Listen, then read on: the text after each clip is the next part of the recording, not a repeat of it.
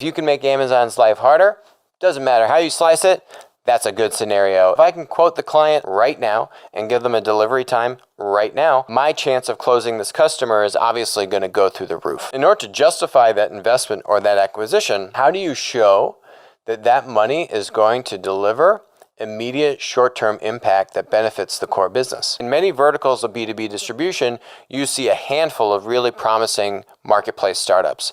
And the dynamic with platforms is there's only one or two winners. Basically means if you're third, you're last. We've spoken a lot about Amazon and Amazon Business, their marketplace and B2B distribution.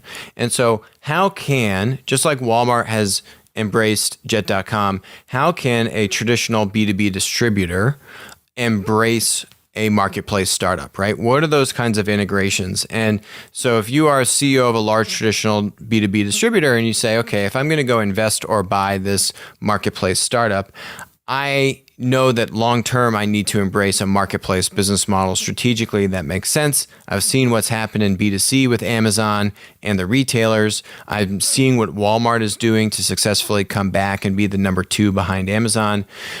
How do I prevent that discrepancy from being so large in B2B? How do I embrace a marketplace business model as one of the leading incumbent B2B distributors? And the answer is you have to look at investing or buying one of the B2B marketplace startups. But in order to justify that investment or that acquisition, how do you show that that money is going to deliver immediate short-term impact that benefits the core business? One is this idea of a buyout marketplace, different than what you see with B2C and in retail.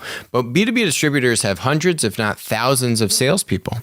And this concept of buyout is pretty universal across just about every vertical of B2B distribution. You can call it different things in different verticals. But the simple idea is this: I'm a salesperson.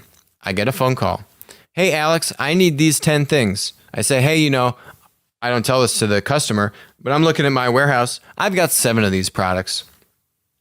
But man, I really want to close this deal. And if I can quote the client on all 10 and give the client pricing on all 10 right now and give them a delivery time right now, my chance of closing this customer is obviously going to go through the roof. So that's this idea of a buyout marketplace tool. So these marketplace startups have a wide product catalog. They have inventory from a myriad of different manufacturers and suppliers. They have competitive pricing.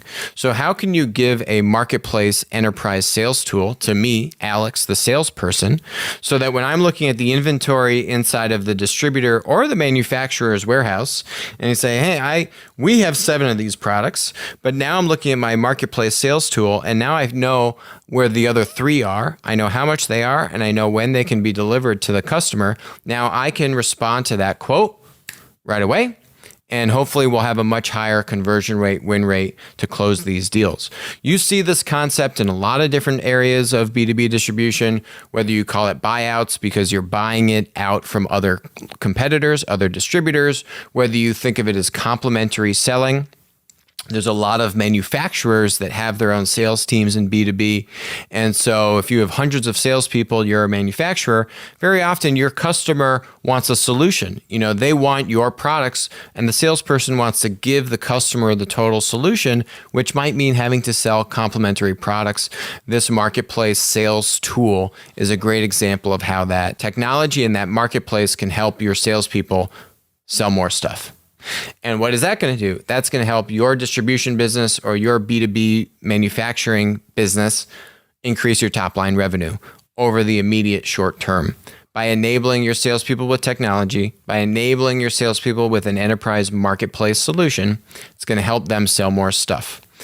Now, that is also going to help justify an investment into one of these marketplace startups. And you're also going to get a discount at the valuation that you get to invest, because not only are you helping your salespeople sell more stuff, but if you're sourcing those 3 products on the marketplace, then you're bringing that marketplace startup more demand. And that's very valuable to these marketplace startups. They need demand, and supply in order to scale and be successful. In many verticals of B2B distribution, you see a handful of really promising marketplace startups. And the dynamic with platforms is there's only one or two winners. Basically means if you're third, you're last. So if I'm a marketplace startup, I want to do everything in my power to make sure that I'm number one, or at the very least number two. And so getting additional demand that could be channeled by all of these salespeople is a great way to do that. Not to mention B2B distributors or large manufacturers have a lot of other assets that would help that marketplace startup solve for supply. So you can obviously use the marketplace as a sales channel to distribute your goods through their marketplace, but you can also help bring them fulfillment and logistics capabilities, other value-added services like credit services. You can bring them data on what is selling and what price to sell those products at. There's a lot of synergies as you dig deeper in these large incumbents, whether they're distributors or manufacturers with big sales teams, not only to solve for demand, but to solve for supply for that marketplace, which means you can make an investment in one of these marketplace startups.